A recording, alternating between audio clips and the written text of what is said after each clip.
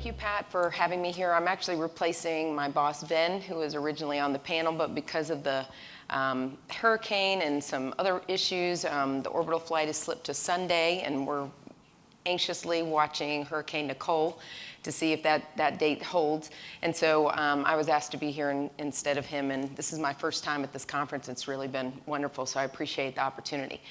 I just want to give a little bit of overview on CRS. I think almost everybody here is very familiar, but it's been mentioned a couple times that we kind of started this whole commercial thing with COTS.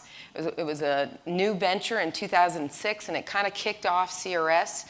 It was a huge success. In 2006, we had the original Space Act agreements. In 2008, the second round of competition that awarded Orbital and SpaceX.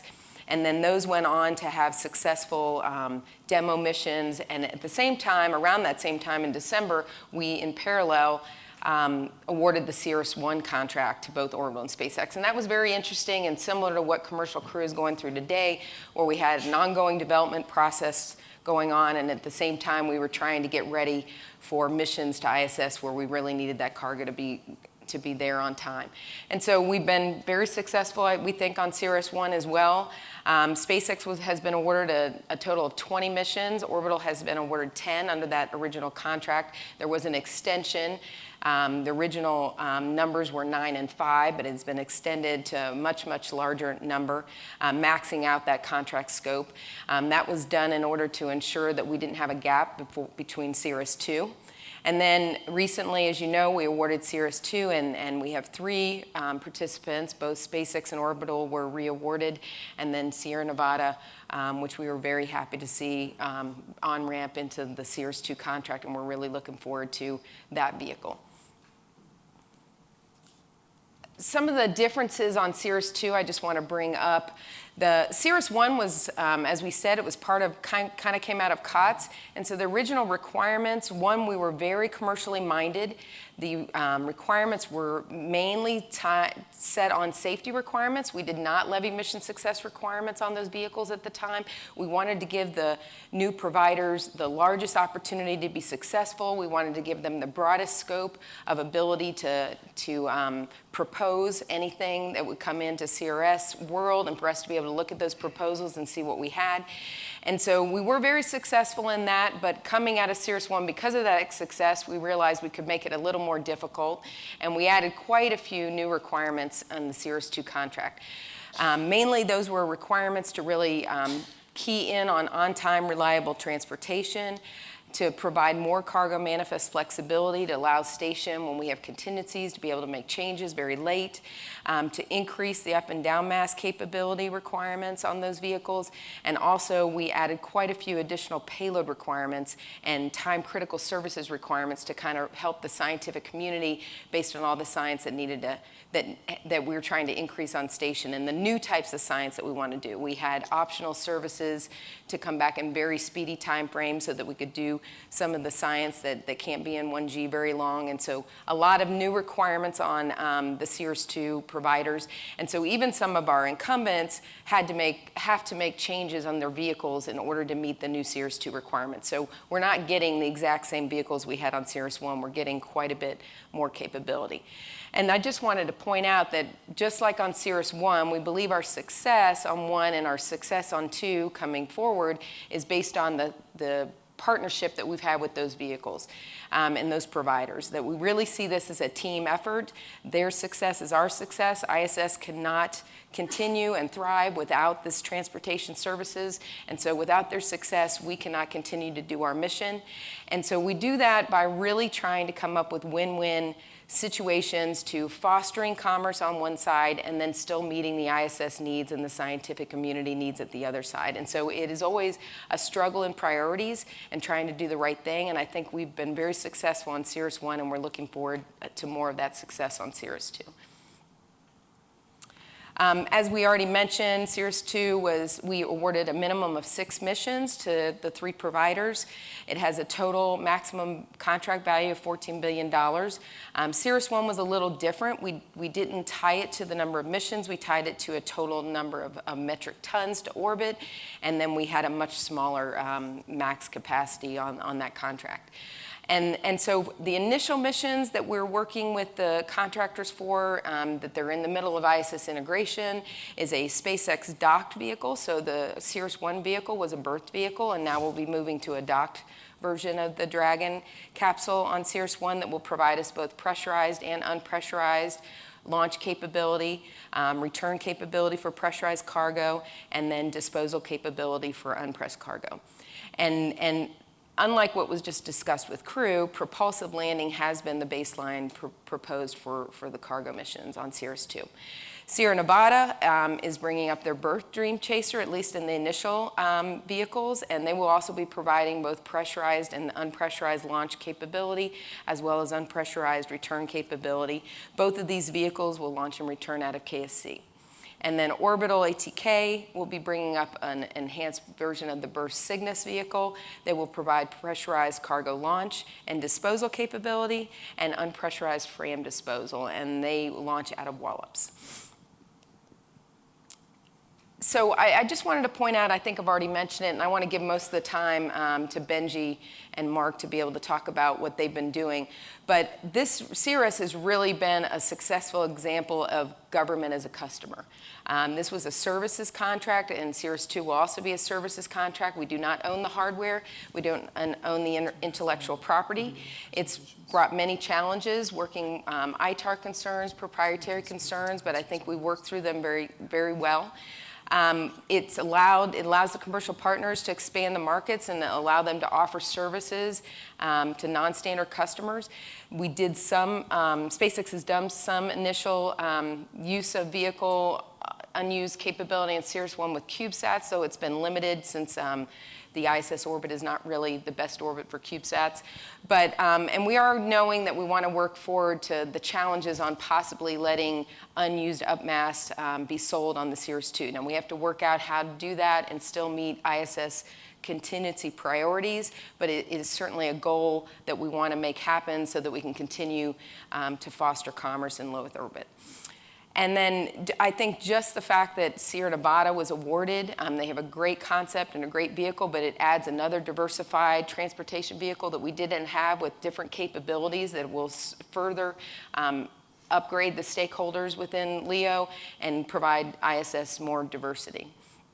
And then again, both contracts were set up, even when we sent out the RFPs, to allow the contractors to propose different mission types, different ways of doing business. All things were open other than meeting the ISS integration requirements. And so again, I think because of that, we got a diversified set of transportation providers, and we hope to continue to do that in the future. And with that, I'm going to skip these next two slides because I think they've been talked by Philip and some others, and turn it over to, I'm not opening it to questions yet, but turn it over to Benji. I'll let you go ahead and start with maybe the background on what you've done in the past, and then turn it over to Mark. Okay. All right. Well, hello again. Pull up the slides, if you will, for cargo, it says. Okay, perfect. And we'll kind of jump right in. I'm going to skip these first slides. There's a handful of slides in here. They're a little bit of the overview. These are the, all about SpaceX. We're, getting over 4,500 employees right now. I remember when I started, we were at 1,500. So it's been a lot of growth recently. This is our family of vehicles. I think most folks are familiar with this, and I think especially after last month, everybody's super familiar with, our overall goal and getting to Mars and making life multiplanetary. But let's talk a lot more about, and I've talked about the architecture, let's talk a lot more about the partnership. SpaceX and NASA have developed a very strong partnership over the last number of years. I think you heard it when Elon said, we love NASA, and we do, and we mean that quite sincerely. NASA is an outstanding organization that is still continuing to lead the way in space, and is one of our key partners in making everything happen that we do, and it's a great partnership. Started with the COTS program, and then the CRS, the COTS for cargo, and then CRS, and then a number of the developmental projects or contracts moving into Crew. So the private-public partnership, I think, is something to always be esteemed and never undervalued.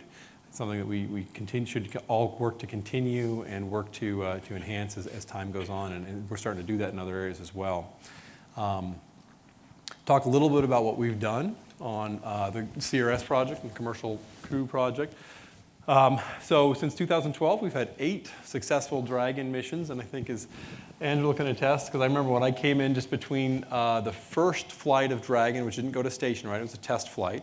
And then the first test flight that went to station, that's right when I came in on the program, and holy moly, it's amazing. I hear they're talking about doing a review for CRS 13.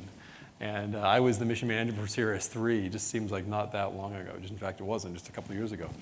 So a lot of missions going on. We've delivered over 15,000 kilograms of cargo to the ISS and returned over 12,000 kilograms of cargo, I should say. We've got 11 more missions on the CRS-1 contract to go. Very excited about that. And flying all kinds of things. And the most exciting thing I think about CRS every day, every mission is all of the payloads and all the cargo that you get to fly, and the number of people in our business and our industry that touches. I remember when I went down for the CRS-3 launch, and I was managing that down there, and I showed up, and I came to this room. We were having sort of a dinner with all of the people and the payloaders, and I think there was 100 payloaders there. And you kind of get into this mindset, right, where you're, okay, we're SpaceX, and we're building the vehicle. We've got to get the vehicle going, and working with NASA, and NASA's really focused on getting, when are we going to get this done? What's the process and all this? And you forget that this vehicle is just packed with people's life work. Or if not their life work, at least, the last, 5-10 years worth of work. And it's amazing. And it speaks to the importance and the value of the space station as a national laboratory as well. And that was just one of the coolest moments of my life, is when I walked in there and I saw that, and how many people who'd been there, working on their payload down there at the Cape for weeks, just because they needed to get everything right, especially the life science ones. It was amazing. And so what have we been doing? So we have our ECLSS system. I mentioned that. So we've been developing our own ECLSS, environmental control and life support system technology for Dragon already. This is an important stair step towards Crew.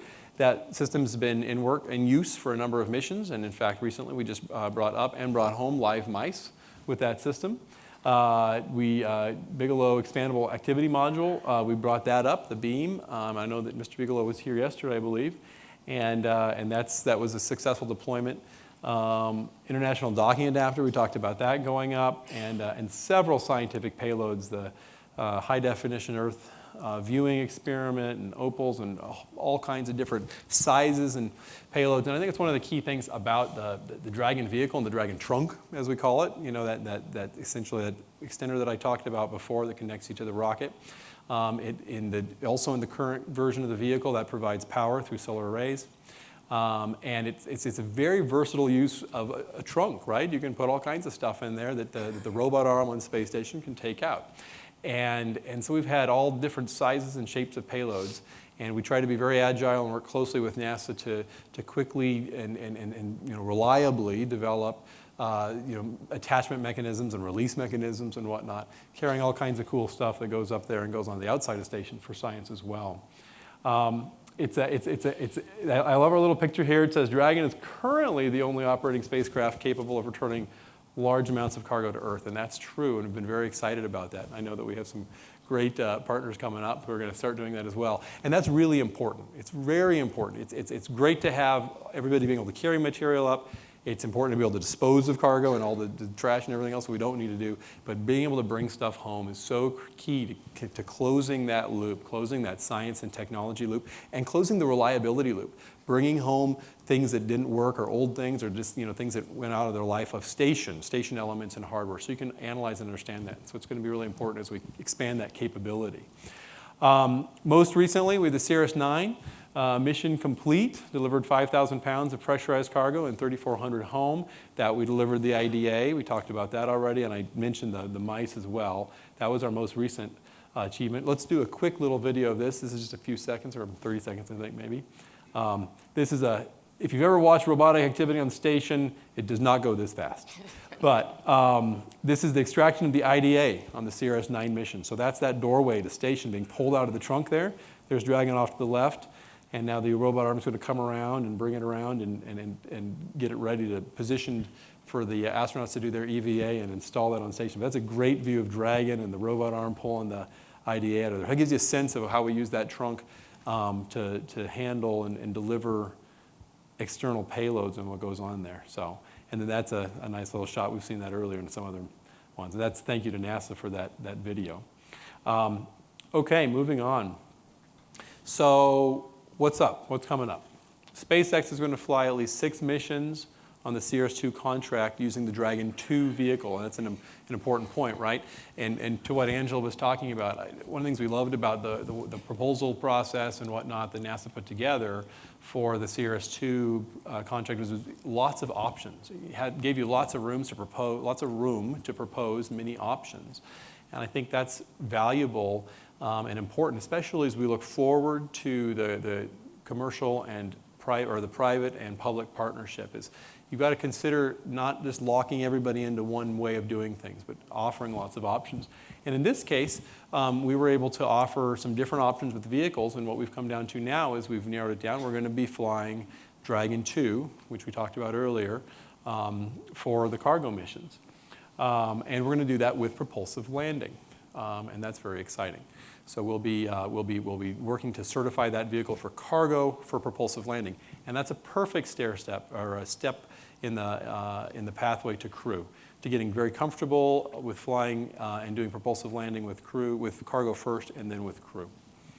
We're going to significantly increase the cargo volume over the Dragon 1, quite a bit more volume that we'll be able to carry there, and propulsive landing is not just about proving a technology at all. One of the key parts of doing life science and biochemical and other chemical sciences, and especially anything that's that has tight time constraints for science on station, is getting that home quickly and into the hands of the researchers so that they can assess it and work it and continue the process of the science and understand what's going on. And so we've developed a whole process and a lot of systems, and it's a lot of fun being down at the port when the Dragon comes in and you got to pull these, they've already pulled the quick turnaround cargo out, and then you hand it off real quick, and then people fly off in an airplane back to Houston. But getting to propulsive landing is going to be great, because then we can bring it home all the sooner and have very quick access to it. And already the process is, even for parachute to water landing on crew, we have some very strict requirements on how quickly you can access the crew, obviously. So we're already working on those as well. And then reusability. We will be reflying our first Dragon capsule on CRS-11, so coming up soon. Reflight is very important. Reusability is super important. We've talked a lot about that on the first stage of Falcon 1, and overall for truly being able to make ourselves a spacefaring species, we need to be able to make things reliable and reusable. Those two concepts go hand in hand. And we worked closely, again, a great example of the partnership that we've had with NASA. The original plan was brand new vehicles every time. So, but we all knew that reusability is a great goal, and NASA's done that, like was talked about earlier on the orbiter. So how do you get there? So we've carefully gone through a process of proving that you can reuse various components, and then all the way up to the whole system, and how do you certify that, and we've worked through that. We'll be reflying Dragons going forward and be able to close down the CRS-1 or the Dragon 1 line and be able to move all the way into the Dragon 2. And this is a very important step, and again, a huge win in the partnership with NASA, and be able to understand how to evolve, even within your contract, evolve within your program midway through to make it the best win for everybody. And finally, real quick, another quick little video that's, again, thanks to NASA. But this is a great one, and I like to think of this as the future of busy ports. When we sent the Dragon up last time on CRS-9, there was a bunch of activity going on all at the same time, with the Progress resupply ship coming in, and then Dragon coming in, and a bunch of various vehicles already docked or berthed up there. And I think it's cool to think about that, the space station becoming this hub, and again, already the template that it is, but even more so the template of what it's going to be like in the future as we develop more space stations and other outposts in space and other activities. You can see all of those vehicles that were docked at the same time, 5 of them parked at the station this last time around. And that's a pretty cool thing. So thank you to NASA for that. I'm going to actually leave you with one last video. We've probably seen it, but I'm going to do this not to talk about specifically And you can go ahead and start playing this video. This is not just about, landing the Falcon, which was so exciting and so cool, but it's about the excitement and enthusiasm that we have for space as an industry and all of us here in this room. And I think we really need to continue. So I'll let it play. It's just a minute or two. But what we should think about as we watch this, because there's a lot of people in this video, is that that's the kind of people that we're inspiring, the new generations that we're inspiring to carry this torch forward and really become spacefaring. All stations verified, ready for launch. All stations acknowledge. FTS. FTS go. Prop go. AVI. AVI's go. GNC. GNC go. OSM. OSM go. Recovery. Landings go. LC, LD, go for launch. T-minus 5, 4, 3, 2, 1. One of my favorite things about this mission is the number of satellites that are also being sent off at this time, right? This is a multi-dispenser. So not only were we able to bring the rocket home, but we launched a whole bunch of satellites into orbit. That's at Hawthorne's facility there outside of Mission Control.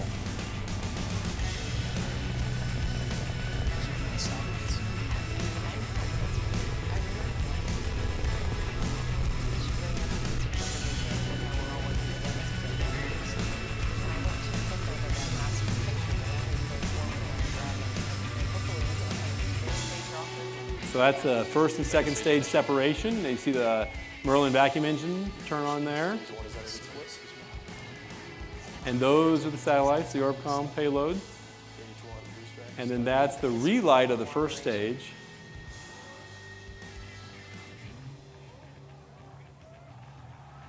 I always get goosebumps when I watch this one.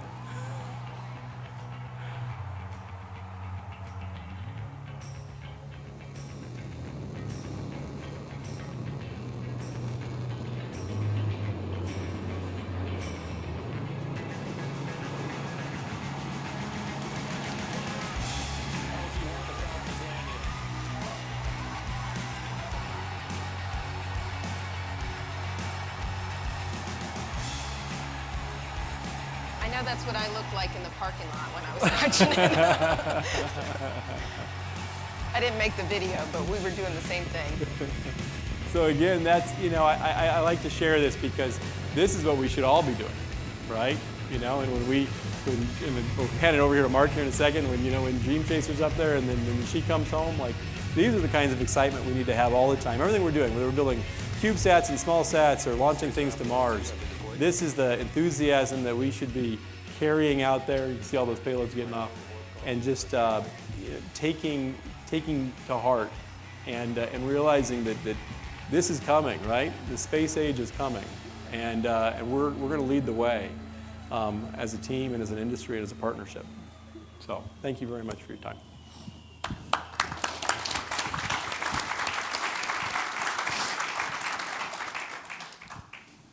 Hi. So I am the only person between you and pretzels, I think. Thank you for taking the time today. I've got a bit of a presentation, some of it a little fun since I'm the last speaker here, and some of it an update on our program.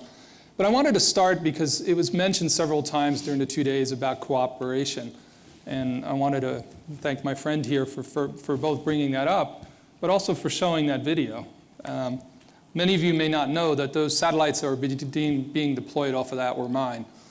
So the 11 satellites that were deployed that day. I did notice that I was cut out of the video, though. We'll have to fix that. Yeah, you might. I'm the client here. You might want to think about that. But it was. Side though, the Orbcom. Yes, it was a wonderful day, and it was the return to flight, obviously, for SpaceX. But it was a partnership that most people don't realize, that we do actually cooperate in ways that are pretty special. And we were jumping up and down. The only fun story I will tell to this crowd off of that is that there was two things that happened. One was the landing of, three things. First, the reflight, which was pretty special, and then the landing, which was wonderful. The problem was that my satellites were deploying after the landing. And everyone in that video was screaming and yelling, and I was screaming and yelling and saying, wait a second, you haven't deployed the satellites yet, get back to your stations. But they did, and they did a wonderful job with it. we really had a lot of fun, and it was a great thing to do. But I'll bring on the other side, our friends from Orbital aren't here, and we've been fortunate enough in our time to be on now 435 space missions over our time, and 4,000 things that we've been delivered. This year we'll have 22 launches of something we built. One of them is actually we helped build Cygnus, and a lot of people don't realize that either. So there's an interesting partnership. On the other side, we do the berthing adapters for every Cygnus that goes up to the space station, so we connect them to the space station. We've had a lot of history in space, a lot of great things, a lot of wonderful moments. Right now, over 70 NASA missions, 20 different countries that we've been involved for. But you also get to do something that's pretty fun occasionally. We have been to 7 planets with something that we've built, which is pretty special. And this past year, we were on a Juno mission, for those of you who watched that. And we were given a task to protect the Juno mission from radiation. And right now on Earth, we get an average of about 1/3 of a rad of radiation, the measurement of radiation. Coming into Jupiter, you get 20 million rads of radiation. And that was our job to try to figure that out. And I like to talk about it because it's not just about what we do in space, it's how do we bring space home. That the idea of how you protect a spacecraft from that radiation is now being moved over and saying, how do we protect our bodies from X-rays? And a lot of things that we do, virtually everything we do actually winds up somewhere. But I wanted to start with a little bit of fun, if we could.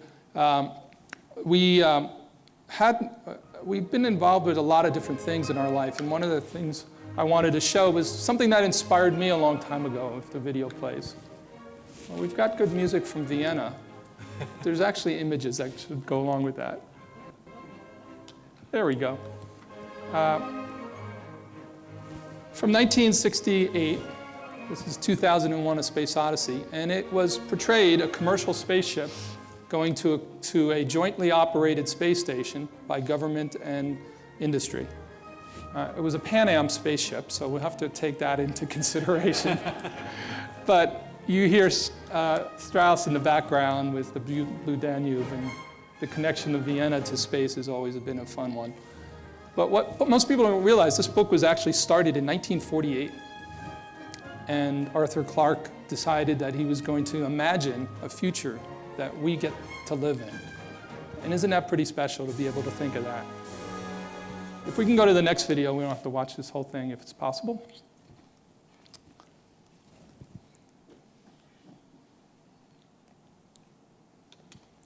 So recently, many of you probably, have you seen The Martian?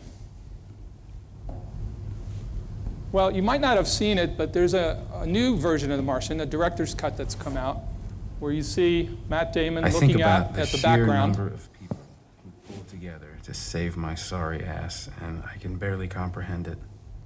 The cost of my survival was in the hundreds of millions of dollars, all to save a botanist with anti-authority issues. Why bother?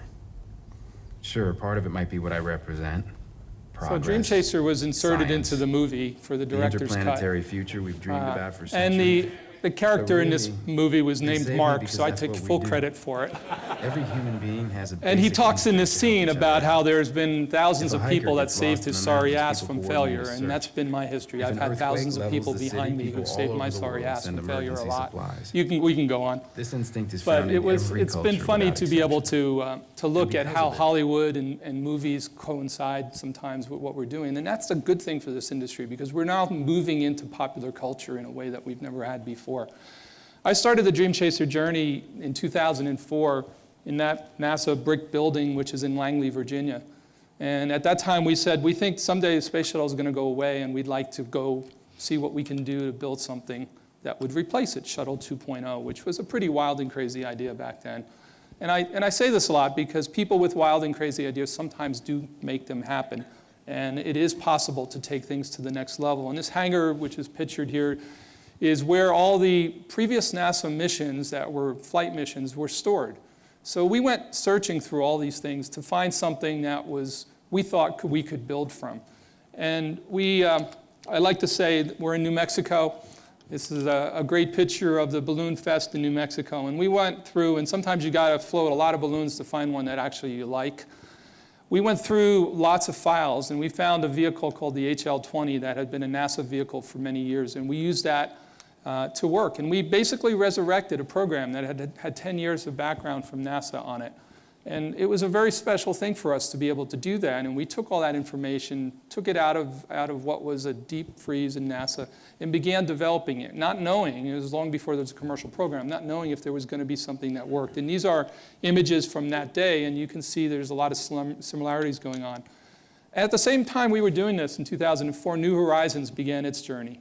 And I've always tracked that because we were on the New Horizons mission. It took them about 11 years to make it to Pluto. It took us about 11 years to make it too. So they went a few billion miles, though. I didn't go that far, but it is a similar journey for us, and we really like it. But sometimes the extraordinary is really worth waiting for. And when you start seeing images like this come back from space, and you start seeing the things that all these companies are doing together in space, and I think you made a great point where, I think we're beyond the competition now.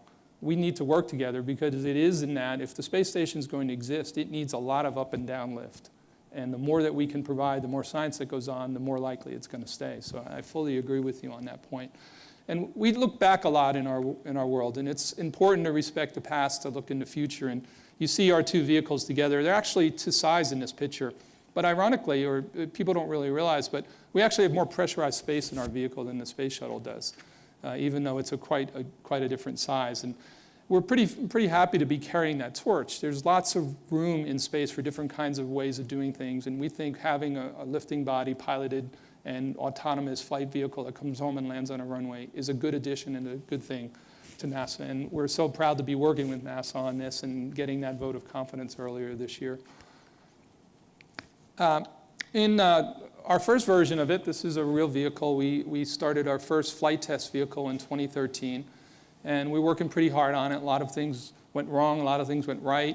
Unfortunately, we didn't win the first round of the commercial program, second phase of the commercial program, and it was a pretty hard thing for us. And I think as an entrepreneur, one of the things you learn how to do is both take rejection well, and you knock on 50 doors to get one to open, and you also understand that there has to be some type of failure technically, failure personally, failure in the way you do business. And it's how you respond to that I think is the most important thing. We've seen failure recently in a lot of part of our industry. But what most people don't talk about is the response to the failure, is how fast people have come back, and not taking 5 years or 10 years to get back into orbit, and 1 year or 2 years back into flight. And that's the same thing, whether or not it be Virgin Galactic or SpaceX or Orbital. We're going to see this kind of stuff, and it's really how we respond that really makes a difference. We came off of that failure, and we decided that the wheel does go around, and it sometimes comes out and when you're on top. And one of my favorite pictures from Seattle in the Seattle night sky. But we've moved forward quite well since then, and this past August we unveiled the next vehicle, next phase of the vehicle, full-size, full vehicle, now entering to full flight test. It's come a long way from being on paper, and when we see it, when you build hardware, you fall in love with hardware. And it's one of those things, and I know Rob's sitting here, and all of us who have been doing this for a while, we sometimes, when nobody's around, I will tell a secret, Rob probably has the same one. You shut the doors, you can go there late at night, and you open the door, and you sort of touch your vehicle. Is it real? Is it really going to work? Right, Rob? And it's one of those things that we do. But it is so special to be able to take something from that was dead, turn it into an idea, get a lot of people say it could never happen, and all of a sudden, you're now flying, all of a sudden being an overnight success that took 11 years to do. And that is the way this industry works, and it is something that we think is pretty special. So if you could run this is the last finishing touches on building the next generation space vehicle.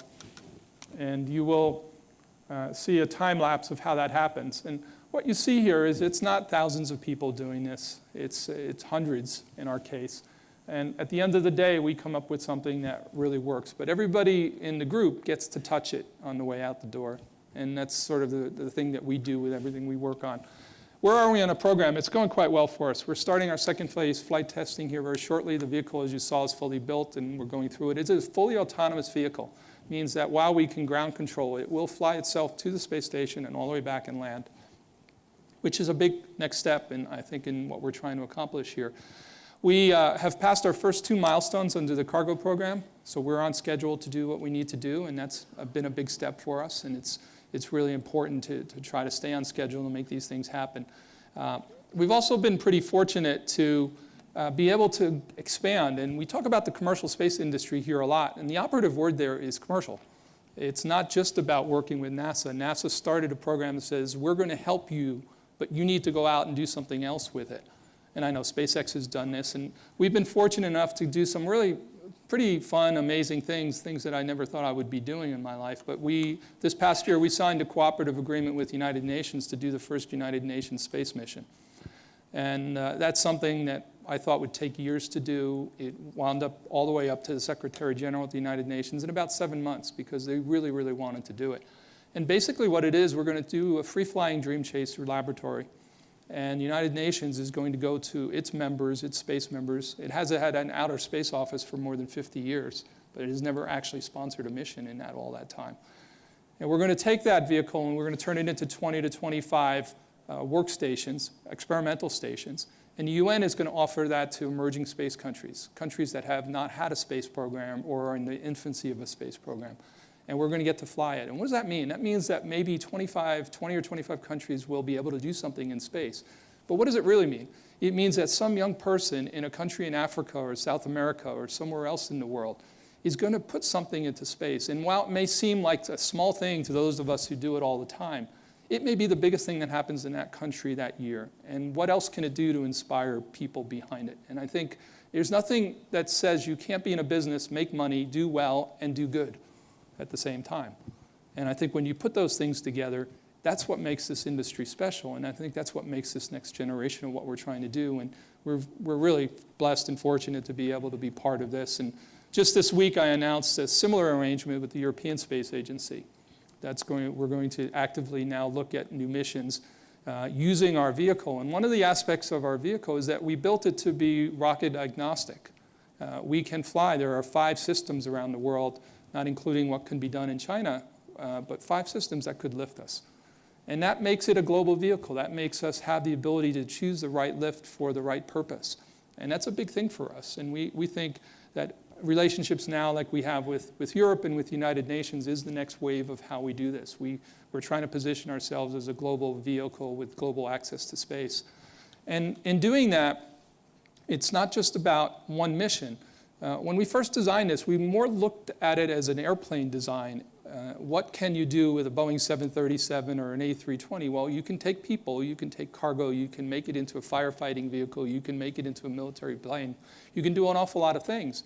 So we looked at it and said, we consider Dream Chaser to be our space utility vehicle, our SUV for space, as I like to call it. And while cargo is now our primary mission and our first mission for NASA, the same vehicle can be a crewed vehicle, can do free-flying remote sensing like we're doing with the United Nations. It can be an on-orbit robotic vehicle. The space shuttle built the space station, and that's a pretty good thing. The space shuttle also went up and fixed Hubble, which we would not have the 90%, 92%, I think it is now 94% of all the images of Hubble came in after it was fixed by a very brave NASA crew working with a lot of really smart people at NASA on the ground and having a vehicle like the shuttle that can go up and do that. Dream Chaser can get to that altitude and could, in fact, maybe go up and do a final repair mission on Hubble. That's the kind of thing we're doing, and it's all from the same base of the vehicle, and we think this is a pretty good thing. And we come home and land on a runway. We can land on any runway a 737 can land on or an A320 can land on. And that's not by emergency, that's by design. Right now, there are 2 airports in the United States that have gone through the FAA certification to be able to take Dream Chaser in Houston and in Alabama at Huntsville. And Huntsville is a commercial airport. So they have figured out how to make all this work. And there are 12 other airports right now that are currently taking our data, working with us to try to become a place where we can land. And why would we want to do that? Well, we can certainly land back where we started, but because we're a pretty small vehicle relative to the shuttle, we can fold our wings. We can actually come home inside a cargo plane. That means we can send a C-5 anywhere in the world, pick up the vehicle, bring it home. But if we go and land in these places, you know what happens? There'll be 500,000 people that'll come and see it. And about 1% of the people in this country have actually seen the space program, even seen it in a museum. Would imagine if you can all of a sudden come into Alabama or Ellington Field in Houston. Houston's been involved with space for 60 years. Space has never come home to Houston. You got 3 generations of space people who could come out and see this happen. And then we start thinking about that. And again, there's nothing economically difficult. It costs a little bit more for us to do that. But if we can do that and start inspiring a lot of people around the world because they can come home and see and touch the vehicle and see the space program at work, isn't that a really good thing to be able to do? We think it is.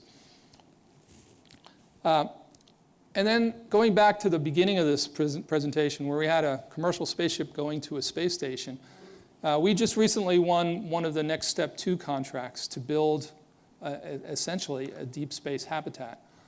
And I sit back after we won this, and obviously I was involved in all the proposal and the design and things, and I said, wait a second, that means I'm actually living out that movie from 1968 right now with a spaceship going to a space station. And it's just one of those amazing moments where you realize that that kind of opportunity does exist in this country and in this industry. And we're really amazingly proud to be part of this with NASA and be able to build it. But it is built on the elements of the Dream Chaser cargo vehicle. And it also includes things like an inflatable habitat, as you heard from the Bigelow group earlier in this conference. And it has a place for Orion to dock to. The point of this station is actually to be built in low Earth orbit, but then to go somewhere else, either to the moon or to Mars or some other place where it can act as a habitat for people who are going to go somewhere. We're probably not going to go just to Mars and go to the surface. There are elements to do that. There is a pretty good train of thought that says we will go to a station that's inhabiting around Mars, like we saw in The Martian, and be able to use that as an ability to get to the surface. And this kind of activity can do that. So it's pretty amazing to be part of that. And we come back now to Arthur Clarke's vision from 1948. Imagine, thinking now that's some odd 70 years ago almost now. And he thought about what it is that we're doing in purpose. And imagine from today what we might do in 70 years from now. And I've been fortunate to have a lot of fun things happen in my life. This is John Glenn, and some of you know some of the story, but John asked me to give him his award for his 50th anniversary of his spaceflight in the Smithsonian Museum in Washington, D.C. And it was Scott Carpenter and John Glenn, and they both were there. And I got to talk and meet with them. I've known them for a little while, and Scott, unfortunately, has passed away, but he's from Boulder, Colorado, which is my home. And when we were in the room before going up there to accept the award, these guys didn't say a word about any of their accomplishments. All they wanted to know was what I was doing and whether or not they can come fly. And you think about that, and that is what the essence of this industry is. People in their 80s who are so excited about thinking about the next generation. John's like, well, it was 74 when I last flew. I'm 89. That's not so much longer.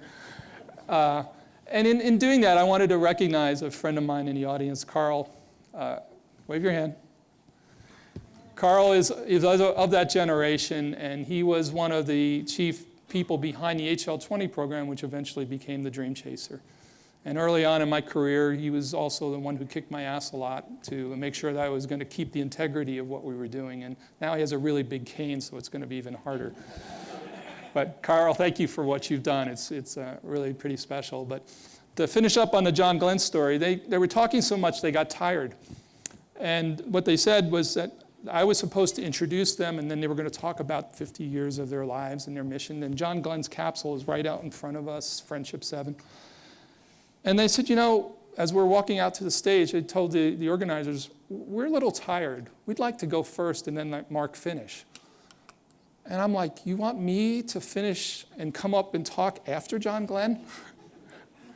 It's not something that works very well, but it was an amazing moment, an amazing life. And what I talked about, I didn't talk about space, I talked about his love story.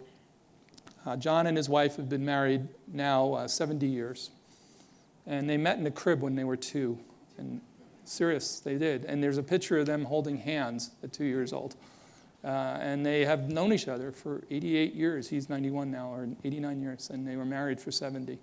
And that's a pretty special thing to do. And there's a lot of energy, not just in terms of what we do, but the passion for what we and how we do it. So I grew up as a pilot, as a boy flying, and I saw the stars, and I wanted to fly there. And we're very fortunate to be able to to do that and to keep that inner child alive in our hearts and our souls. And I like to say dreams don't have an expiration date. So I hope that some of you who have your dreams will have the same opportunity and chance that we do on this stage. Thank you.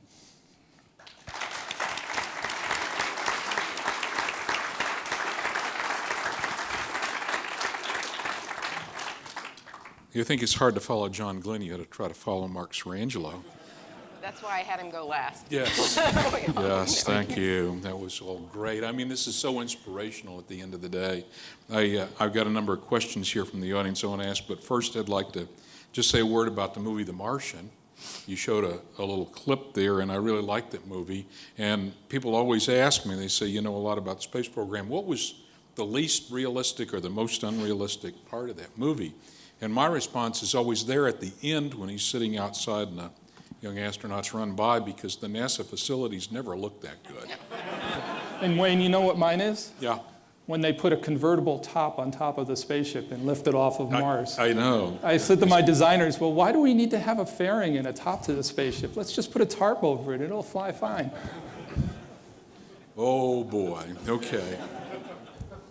Okay, so let me see. A lot of these you've already covered.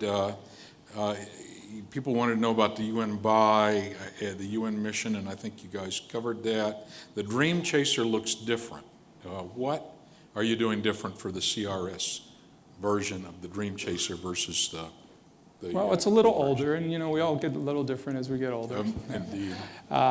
No, it is different, and there's a second version to it. And basically, as a fully autonomous cargo vehicle, what we did was, without disturbing the integrity of the vehicle, we took out all the things that aren't needed for human spaceflight. So ECLIS, abort motors, things that really took up a lot of weight, which are necessary for carrying people, but are not necessarily when we're carrying cargo. And what that allowed us to do is actually really enhance the cargo capacity. We're up to 5,500 kilograms now to be able to take up to the space station. And we have 2 missions on return. The cargo module burns up and is the disposal module, and the primary vehicle comes home and lands, and we expect to somewhere around 15 to 20 time reusability of the primary vehicle. Shuttles got an average of 27, and even in losing the 2, and Discovery got 39 missions. Most people forgot that. You guys did good. Well, there were a lot of people working on it. Let me just ask a question for Benji then. Now looking at the cargo version Dragon capsule, what issues or challenges did it deal with when trying to reuse one of the Dragon cargo capsules? One of the cargo capsules. So I think it was talked about earlier, actually. Water intrusion is always a concern when you're landing in the ocean. So we've been working hard to update the capsule, and this is on the current version of the capsule as well as the new one, to ensure that you don't have to worry about the seawater issues there. I think that's probably one of the biggest areas that we work on. Okay, very good. Now, just to think you're not getting off the hook. I was hoping. The ISS program, after losing 2 cargo resupply missions, how critical is mission success for the cargo yet to fly, and how much margin was built into the CRS-2 contract? So that's kind of a hard question. So the fact that we've added an additional vehicle obviously gives us more diversity and capability if we do have an issue. As was mentioned before, these vehicles and these companies, it's a testimony to Orbital and SpaceX and how quickly they're returning to flight. And so we expect that in the future as well. There is a certain amount of resiliency that the station has. Obviously, we lost back-to-back. We also, had a progress issue. We had a lot of vehicles right there in a row. And, we cinched in our belts and did a lot of math and engineering and figured out what we needed to do, what was the critical supplies we had to have on that next vehicle. And now I don't think we could have lost another one, but we had quite a bit of resiliency there, and I think station always kind of has that. Now, obviously, we have contingencies, we have contingency supplies, and we never had to go into that level of detail, and I think that we can withstand. That's about what we could withstand, and I think for CRS-2, it's about the same. I think we did put in some additional measures in the contract, a little more oversight for reliability, a little more requirements related to launching on time, because we had a lot of complaints from payloads early on in the CRS contract that, you have a payload that's on a very, very short budget commercially. You guys know this, and when you're planning to launch and then you don't launch for many, many months after your plan, it's a big cost expense for the payload. So I think station was prepared. I think probably our commercial payloads probably hurt more than what station did. So I think we're prepared. Okay, and the second part of that was, how much margin did you build into the CRS-2 contracts for that sort of event? So as meaning, did I overbuy? Is that really the question? So of course we didn't overbuy.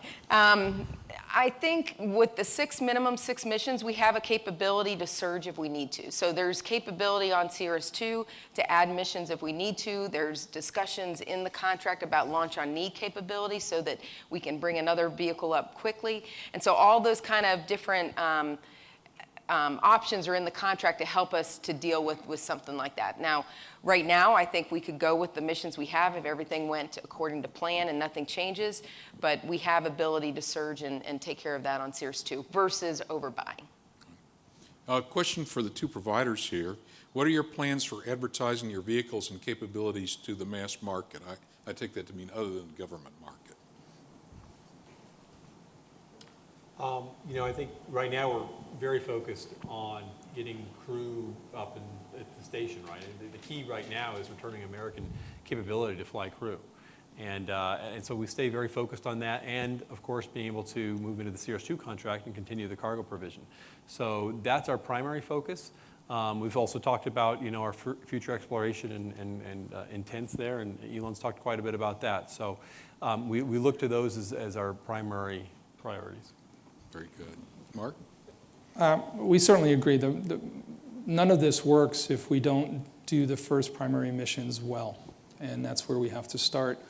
And we've got a lot of people doing that. As you saw, we are concurrently, because we're a little bit different in that we're essentially marketing the use of a vehicle that has many uses, and we'll have several vehicles. We have the capability of looking broadly, and we are doing that by looking at what else we can do for other space agencies, for other countries, maybe for other corporations at times if they want to do research in space. And that's actually a pretty interesting list. One of the things we're doing is effectively building a turnkey space program for a country that doesn't have one, to be able to provide a vehicle, a rocket, training, being able to then, with the unique capabilities of flagging our vehicle with that country and being able to land in the country, which is something that hasn't been done before. So there are a number of countries that are fairly well in the queue for doing that. Super. Okay, what can you do to help payloaders have a good integration experience? It is an important thing, particularly for a vehicle like ours, I think, because what we are effectively selling is we come home at less than 2 Gs. We're home at 1.6 Gs. So I like to say we can leave the space station in the morning at breakfast and be home for dinner to a runway in Florida or somewhere else, and that is the case at 6 to 10 hours.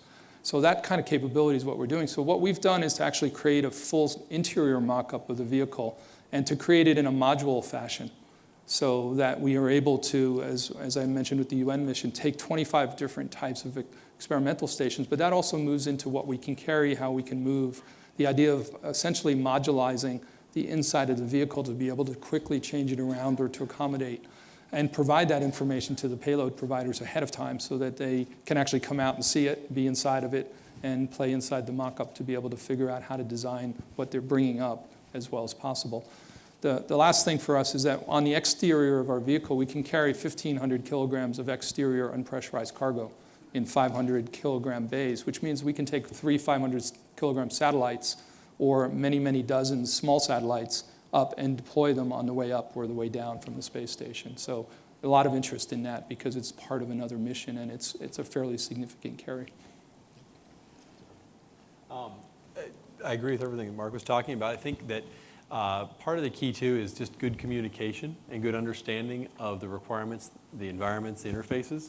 We spent a lot of time working that as we developed Dragon early on. I remember when we hosted organized on my mission a big conference, essentially, with all of those payload providers and future payload providers to to go through that process, understand what integration would be. And we continue to do that. We've actually updated that and continue to host that so that they understand what does it really take to come into our facility, be on the vehicle, what's that going to feel like and look like to them. It's important to understand that you've got partnerships all over and you've got clients and customers all over, right? This is commercial space. And as much as they're being brought in through NASA, see these people and their programs also as customers. And so you want to treat them with that kind of service as well. I know we're about to shut down, but before we do that, if I could, on behalf of all the speakers and people, thank you for what you've done, and Ariane for your day yesterday. It's not easy being the master moderators in something like this with people who are as unpredictable as we can be at times. So thank you. And to the technical team back here, you guys made us look great, and all the speakers here would say the same thing. Thank you for making us look better than we really are. And finally, to you over there, you're going to close it up, but you don't have to talk about yourself. This is 11 years, I think, now. 12 years. Yeah. Oh, I forgot a year somewhere in there. But you've done a great job, Pat. Thank you on behalf of all of us. So. Here, here. And let's thank our panel.